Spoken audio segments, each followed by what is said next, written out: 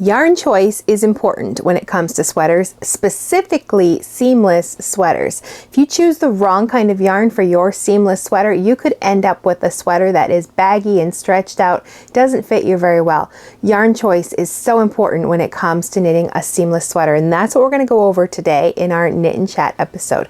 What you should look for in the right kind of yarn for your next seamless sweater. Hey nerdy knitter, Tanya here. I'm a certified knitting instructor and a master hand knitter, and I believe knitting is a form of self-care. You can take time for your creative hobbies, like your knitting, but still create beautiful garments that you love to wear. And we are focused on garments today, specifically seamless sweaters. Top-down seamless sweaters are probably one of the most popular patterns right now, for good reason. People don't like to have to spend time sewing up all their pieces, and it's almost instant gratification. You start at the top and you can check the fit. Then when you're done at the bottom, you might have to do something at the underarms and you've got to weave in your ends, and that's pretty much it. That sweater's finished, which is certainly a nice feeling to have a sweater that's all done. But it does have some drawbacks as well, and I want to talk about those drawbacks and specifically yarn choice, because in this type of a sweater, yarn choice is crucial. When you have a sweater that has seams, those seams are sort of like the skeleton of the sweater. It provides structure for that sweater. So you can get away with lots of different yarns, really slippery, drapey yarns, because those seams are going to hold everything in place. But when you knit a top-down sweater and it's seamless, there are no seams, so there's no skeleton giving some structure to that garment. So what we have to do is pay careful attention to our yarn choice. We can't use all those lovely drapey, inelastic yarns because there aren't any seams that are going to hold it in shape. So all those drapey, lovely, inelastic yarns are going to keep stretching and growing because there are no seams to provide support. So what do? Well, you choose the right kind of yarn, knowing that you want to knit a seamless sweater. And there are yarns that will work. A couple different fiber types, and also for those, maybe you want some different fiber types that are more not as elastic, like alpaca, or they've got more drape or movement to them. If we look at the construction of the yarn, then there's some things in the way that yarn is spun and plied and constructed that can add some structure as well. So you can still choose maybe some of those plant fibers or more drapey, lovely fibers, but be careful about the structure of the yarn to provide some of that skeleton framework for our sweater. So when we're talking about seamless sweaters, and we're going to go over some different types of sweaters so we can understand the terminology here. I'm talking about sweaters that you cast on at the neckline, and it's either maybe a circular yoke or a raglan where you're increasing in specific places through the top part of the sweater to get that shape over the shoulders, and then you divide the body and sleeves. But in circular yoke and raglan sweaters that are knit seamlessly, you don't have any seams. Like I have a seam that runs right across the top of my shoulder right here. So this sweater, it's knit in like a cotton base. I'm not 100% sure, but I know it's a majority of cotton and maybe bamboo fibers. But because I have seams up here, it's giving this yarn in this sweater some structure. So it's okay to use those heavier, not so elastic fibers because I've got a seam here. When we're looking at raglan sweaters and circular yoke sweaters, we don't have that structure. I'm working on a cardigan right now that is a top-down raglan. And if you look here, there's no seams up here at the top. Some pretty decorative detail where those raglan increases are worked, but there's nothing for a seam here on this shoulder. So when I wear this, there is no structure at the top, no skeleton helping keep this sweater, or in this case cardigan, in place. There's no structure here. So you have to be more careful about that yarn choice because we're missing that skeleton, those seams that can provide structure. So if you're not sure, like you've got a sweater pattern and you're like, I don't know what this is, what you can look at is what's happening up here in the yoke. So for like a raglan sweater, like the one I'm working on here, you'll often see some sort of diagonal line where those increases or decreases if it's worked bottom up are placed. So you can look at your sweater. If you see those diagonal lines, the pattern is probably going to tell you it's a raglan sweater because it has those sharp lines where those increases are worked. Now, a circular yoke is sort of a kissing cousin to a raglan sweater, but instead of having all of those increases placed at these very specific points, they're sort of sprinkled throughout, and there's different ways they can be sprinkled. You can have like 3 or 4 rounds where you're just doing lots of increases. You can have them more evenly spaced. You can have them like placed within motifs. And when you think of like color work sweaters that have those beautiful yokes or sometimes texture, there's different things that can be happening in the top, but those increases are worked, but they're not placed at those sharp lines like a raglan would be. But again, this is also a seamless garment. So all of the weight of that garment when it comes to these seamless sweaters is sitting right on the neckline. You're asking that neckline to hold the whole weight of this garment because we have no seams that provide any structure or support or that skeleton for our sweater. Now there are other sweaters that can be knit top down as well. You can have top down set in sleeve sweaters. You can have top down drop shoulder sweaters. A lot of the time both of these types of sweaters, you're usually casting on like all the stitches for across the back, your neck, your shoulders and everything, and knitting the back down to the armhole, and then perhaps picking up stitches for the right and the left fronts and working those, joining them in the front or whatever, and then maybe joining in the round and finishing the sweater. And there are other ways to do this as well, but if you are casting on and then picking up stitches along that edge, then that acts as the seam for those shoulders. So you have to look at your pattern, see if it will tell you if it's seamless or if there are sort of seams going on up there. You have to pay attention. You have to look at the pictures to see what's going on. Like if you've cast on and then they're picking up stitches, then that does provide some structure right here. Of course, you're not going to see that in a raglan sweater or a yoke sweater. They're just not constructed that way. But a set in sleeve or a drop shoulder will probably have a seam, but not always if it's worked top down. Sometimes you can cast on with provisional cast on and then you would come pick it out after and then you wouldn't have that structure of the seam right here. So it really can vary from pattern to pattern and how it's constructed. So you have to go look at the pictures of that finished garment to get a good idea of what's going on. But for raglans and yokes that are done in the round like this, they are usually seamless.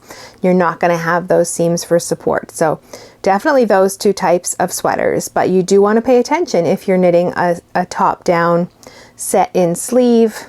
You want to make sure that you know you've got some structure here, and you will have like the line where the sleeve is placed. There is some structure there, but we want to talk specifically about the seams right here on the shoulder. That provides structure. That gives the sweater something to hang from besides the whole neckline of the sweater. Like in a yoke or a raglan, all the way to that sweater is sitting on the neckline.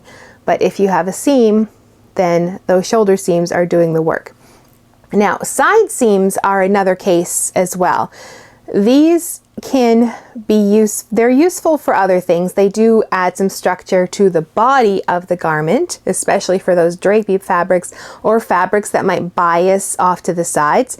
Now, this you can there are some other tricks, like if it's a seamless sweater, you can do like drop a stitch down the side and do it like a slipped stitch or a purl stitch, or there's different ways you can do like a faux seam. And those are decorative. They might help with a yarn that sort of like, if the yarn has been spun so it kind of wants to bias off, and if you've ever knit a sweater and you find that you've got to keep tugging the body because it wants to twist around your body, sometimes that happens because the way the fibers are spun. Could be other things too, I suppose, but like those seams along the side can help with that. But they don't really hold the weight of the garment. The weight of the garment's up here along your neck and your shoulders, but those side seams can produce some other benefits, and mainly in keeping the body of the sweater from biasing off to the side and keeping it straight, providing some structure for those inelastic heavy fibers as well, so they're not draping along the body too much. Those seams though, you can do some faux seams to help with some of that, but for when it really comes to structure, it's the shoulder seams that are providing a lot of the support, because the whole sweater is hanging either from the shoulders or from the neckline. So all of that to say, you need to look at pictures of the pattern, read through like the introduction, and see if it will tell you about the construction of that sweater, so you'll know whether it has some structural support with shoulder seams. But in the case of top-down circular yoke and top-down raglan sweaters, you're not going to get those seams. Unless, well, with a raglan, if it's knit, you can knit that in pieces and you're going to sew those the sleeves to the body. Of course, that's going to provide seams. But for a seamless top-down sweater, there are no seams like that. So once you understand like the construction of your garment and you know what's going on, you know whether it has seams or whether it doesn't, the next thing to consider is like the fiber choice. You can look at the pattern, see what the designer used in that pattern, because they probably took the properties of the fibers and the yarn into consideration. But just as a quick overview, we've talked about this in the past, so I'll link to some other videos, but fiber types can be broken into 4 basic categories. The first is protein fibers or animal-based fibers, that things like wool, camel, alpaca, silk, those would all go in this category. They all share some general basic properties. They are nice and breathable, they trap air, they keep you warm, they are elastic. Wool is the most elastic, silk not so elastic. Other animal fibers vary. Wool has the best elasticity. What I mean by elasticity is its nature to like stretch but then bounce back into shape. When you're knitting with wool, it's easy on the hands because those fibers can stretch and move with your hands, compared to some other not so elastic fibers that they feel harder to knit with because there's no give to them as you're knitting with them. And those properties are also important in your finished garments as well, especially in a sweater. You want a sweater that can fit your shape, but also sort of hold its shape as well. So animal fibers are elastic, they're lightweight, they're breathable. I'll link to some resources down below that go over like all of the properties of these different fibers. And then the next category would be cellulose fibers or plant-based fibers like cotton and linen, which, like the animal fibers, they have some shared properties as well. Compared to animal fibers, they are not as elastic. They're more drapey. They're nice and they can be breathable. They're easier to care for, where your wools and your alpacas and animal fibers can felt if you use too much heat and moisture and agitation. That's not going to happen with plant fibers. They actually probably get softer with the more they are washed and used. So these plant material fibers are good for, you know, things like kitchen towels and things like that, or kids garments that you want to get washed a lot. Summer sweaters where, you know, you might be sweating more in the summer, obviously, and you want to wash those garments more often. So, and they are breathable, but they are heavy and they're not very elastic. So these are a little harder to choose when it comes to knitting a seamless garment, because we need the structures for the seams for structure, and if we don't have those, we need to make sure there's some structure in the yarn itself. Wool has some built-in structure. It has that natural elasticity, which helps it hold its shape. Other animal fibers do as well, less so than natural wool. But plant fibers don't have that. They're lovely and soft and drapey, but they are heavy and they're not elastic. So if you have 200-gram skeins of yarn, one is an animal-based fiber like wool, and the other is maybe cotton. Let's say they're both spun and plied, you know, 3-ply yarns, nice good twist, and the skeins themselves weigh the same amount. Most likely you're going to have more yards in the wool skein because that fiber is more lightweight, and the cotton is a heavier fiber, so you're probably going to have fewer yards in that 100 grams compared to the wool because the fiber itself is so much heavier. That works its way into your sweater. If you take a sweater pattern that was knit in 100% wool, and you decide, oh, I'm going to knit this in 100% cotton, the sweater is going to weigh more. Say you use the same number of yards, that cotton yarn weighs more than that wool yarn. So your sweater is going to be heavier. And if it didn't have seams to give it some structure, that heaviness is going to drape and then droop and then sag. The heaviness of that sweater, because we have no seams, no skeleton for support, and cotton fibers are not so elastic, and they're probably going to keep moving beside each other and smooth and slick, and they don't hold their shape and the heaviness of the sweater, and it's just going to start sagging, especially if you don't have any seams. If this sweater was seamed, you might be able to get away with it just fine, but in general, it's a little hard to switch between plant fibers and wool or other animal fibers because of the weight of the fibers and those natural properties. So our third category would be synthetic yarns, and these are man-made petroleum-based products, plastics basically. So think your acrylics and your nylons. Now they have been produced to mimic the properties of wool. So you're going to get some similarities there. Acrylic is like, instead of a cotton, acrylic is probably a better replacement for wool in general because it is made to be more elastic like wool. It's not breathable though. Like I find when I wear like 100% acrylic, I start to feel really clammy because it just sort of holds the moisture in. I don't like the way I feel in 100% acrylic garments personally. I use them for other things, but not for my own sweaters, at least if it's or in a blend. I like it in a blend when it's blended with other fibers. You also often would see it blended with like maybe cotton because that adds some natural, or it adds some elasticity to the cotton. So you might see it blended with some plant fibers, so it will make it more lightweight, and it would also add some of that elasticity that those plant fibers are missing. Then our fourth category would be biosynthetics. So these are the plant fibers that take a more synthetic process to become usable yarns. So things like bamboo, because you obviously can't just chop down a piece of bamboo and start knitting with it. They need some sort of process to break down that material and turn it into usable fiber. So when it comes to properties in biosynthetic yarns, then it's the same as the cellulose fibers or the plant fibers because they are plant-based materials as well. Bamboo is lovely, it's nice and drapey, and I love it in summer garments, but it's heavier than wool and it's not elastic. It has that lovely drape. When you see a lot of lovely drape, you can think, okay, this is the opposite of something elastic that's going to hold its shape. It's going to be lovely and drapey. Sometimes you want that, but sometimes you don't want that, and you have to be careful about making those substitutions for your sweaters, especially when it comes to seamless garments. So I love all of like the pretty summer sweaters, you know, but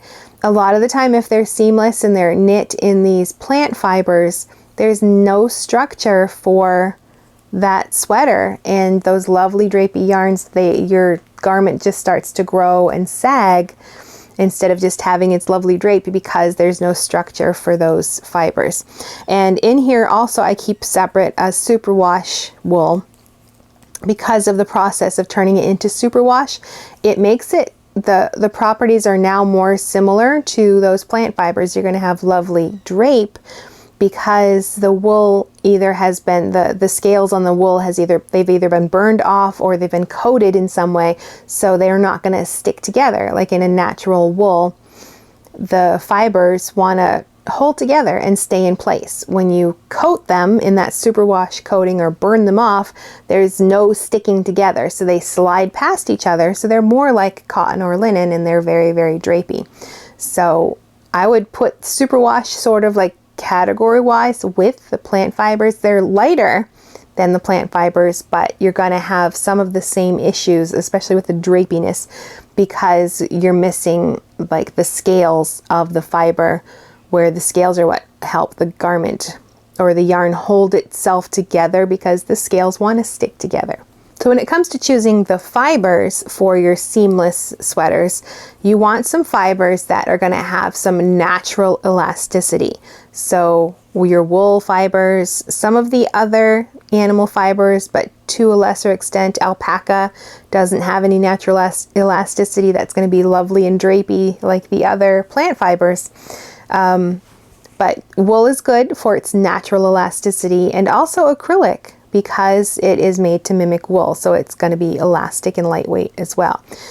Or you can look for a blend of wool or acrylic with plant fibers, because most likely they've added that wool or acrylic to the plant fibers to give them make them more lightweight and also add some elasticity, so that those could work with a seamless garment. So let's say you are determined to use a plant fiber. Say it's a cute summer top and you really want to knit it, but now you're thinking about that because you've just thought, okay, my cotton or my linen might not be the best for this seamless sweater because we don't have structure for the seams, but you really want to use cotton or linen. You can blend it with wool or acrylic, find it in a blend because that wool or acrylic is going to add some elasticity. Or you can look at the actual construction of the yarn and choose a yarn that has some structure within it. Now, we're not going to go into a deep dive into how yarns are spun and plied, but just like broad overview very quickly. So spinning, there's a process for that. They wash the fibers, they comb, card, they do all this stuff. And there's a couple different processes they can use here. They can do like a worsted process where all of the fibers are combed. So they all go in like one direction, and then they can be spun and plied, and you're going to get a nice tight twist, or depending on how it's plied, of course, or spun.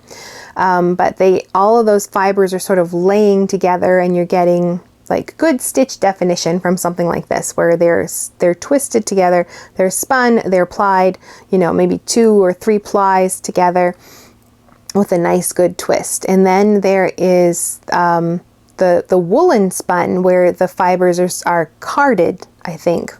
Get my terms right here, but they're sort of like in this woolly mass. Nothing is laying flat and straight and all in the same direction like a worsted, like when they're combed. They're sort of like in a fluffy mass, and they spin it while it's in this fluffy mass, so the fibers are all over the place. So this gives you a yarn that is more lightweight because they're not all like laid all together and then tightly spun together. You've got something light and airy and fluffy. So you would get more yardage if you had 200 gram skeins of like a 3-ply wool compared to like a single lightly woolen spun wool. You're going to have more yardage in that woolen spun because it's so light and airy compared to like a 3-ply tightly twisted yarn. But those are the two ways. It can be worsted or woolen spun. So worsted, you've got, like the more tighter twist and ply together.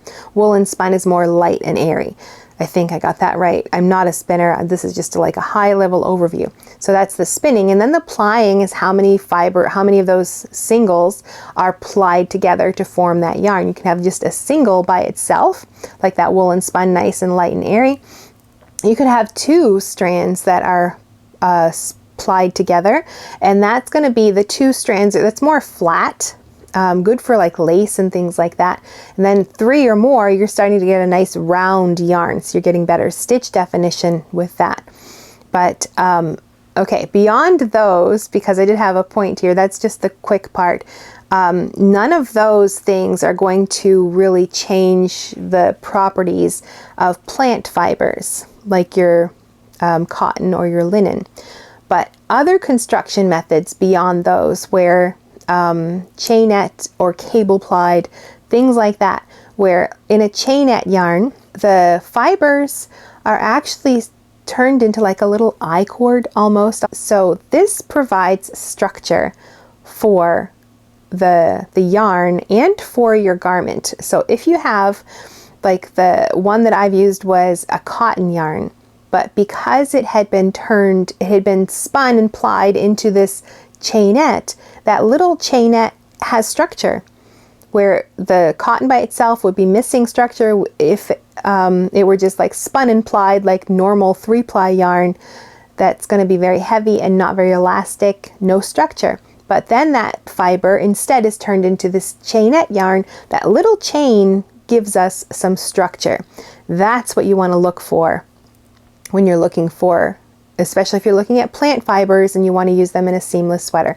You want to look for some kind of a chainette, or a blown yarn is another option. That's what I'm using right now for this sweater. So the chainette is like, it looks like a little chain or a little I-cord already, like the yarn itself. It's already been given some structure. So this is a great way to use a plant fiber like cotton when it is turned into a chainette, because then you can use that structured yarn to create your seamless garment. And you've got some, instead of having like the structure of the seams in your sweater, the yarn itself is holding itself together because of the structure of the yarn. And that's the skeleton that it forms. And also a chainette and the next one here, blown yarns, are going to be more lightweight. Like if you compared them to, say you had 2 skeins, 100 grams of cotton yarn, one was a 3-ply high twist compared to a chainette yarn, you're probably going to get more yards of yarn in that chainette because it makes it more lightweight. That construction makes it more lightweight as well. So that's what you want to look for, is instead of your standard, 3-ply or anything like that, you look for some kind of a structure in the yarn. So a chainette yarn, like the picture that I showed you, or this one that I'm using here, is a blown yarn. So this is a blend of alpaca. I can't remember how much. It's majority of alpaca and some wool. But then it's blown into this, I think the tube is the nylon. There's nylon content as well in this yarn. So it has this, it's a tube, and I'm pretty sure the tube is the nylon itself. And then all of the fibers are like sort of pushed into this tube using air or something, I guess. It's just all the fibers are pushed into the tube.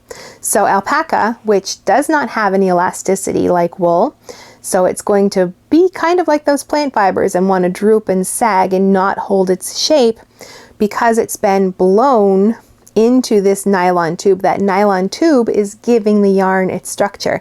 And again, it's going to be very, very lightweight because we don't actually have, 3 strands all spun and plied together. It's sort of a single ply here, and it's very lightweight because the fibers are just sort of blown into there. So it's more similar to like a woolen spun yarn at this point. But that is what you can look for. So, I mean, it really comes down to that. If you're knitting something seamless, if you didn't want to watch the whole video and you just wanted to go right to the end, these are the things. When it's a seamless sweater, you don't have those seams for structure. You need to use a yarn that has some structure, either in the fiber content or in the construction of the yarn itself. So you can use any kind of wool because wool is going to work. It has good natural elasticity and will hold its shape, unless it's superwash, because then it's been coated and those fibers won't hold together and hold their shape. And then you probably want to knit that at a firmer gauge to get away with it if you want to still try to use superwash yarn. Or acrylic, because it's made to mimic wool, is going to be more elastic as well, and that will work well. Or if you want to use your plant fibers, find them blended with acrylic or wool, because those will add some elasticity to the fibers. Or if you're determined to use like 100% plant fibers, then go ahead and look for something that has some structure in the yarn construction. So skip like the normal 3-ply or whatever plied yarns.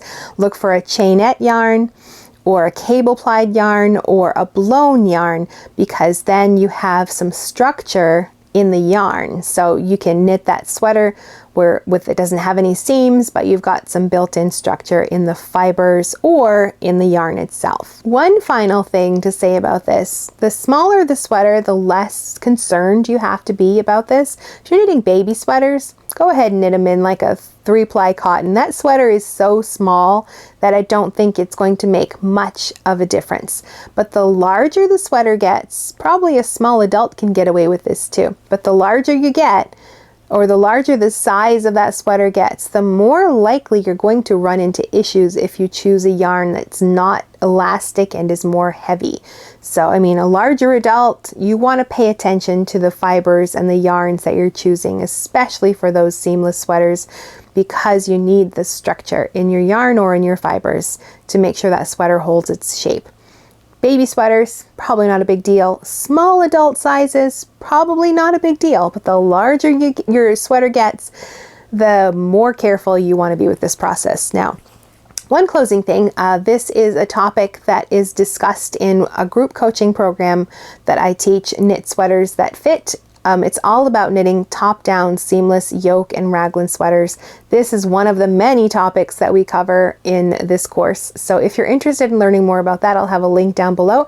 It's open for our next group right now. I run it as a group coaching program. We work on the sweater sort of like a knit along all together. Everybody picks their own, but we go through the process of choosing the right size and the right yarns and all of the customizations and modifications you want to make a sweater that will fit your body perfectly. So I'll have a link down below for that. That's it for this Knit and Chat episode. If you have any questions about this topic, be sure to leave them down below. We can discuss them in the comments, or if I feel like there are more questions or enough questions, we can have another Knit and Chat where we discuss more topics like yarn or other sweater knitting topics. So be sure to leave your comments and your questions down below, and I will see you in the next video.